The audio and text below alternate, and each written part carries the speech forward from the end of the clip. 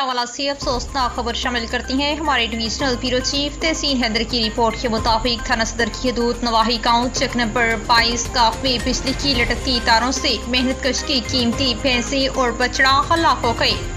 इलाका वकीलों का कहना है कि वापराए काम की नायरी और लापरवाही हमारे जानवरों की मौत का सबब बना। इनकी सुस्ती की वजह से सूरत हाल दिन ब दिन खतरनाक होती जा रही है।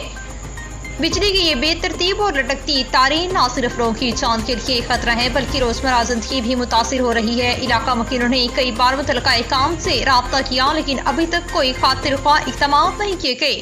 अहले तैय्या ने फाफ्टा के काम से आरआई काम से फौरी तौर पर अपील की है कि वो इन तारों को महफूज बनाने के लिए हंगामी इक़दाम करें ताकि किसी और बड़े हादसे से कबल ही सूरत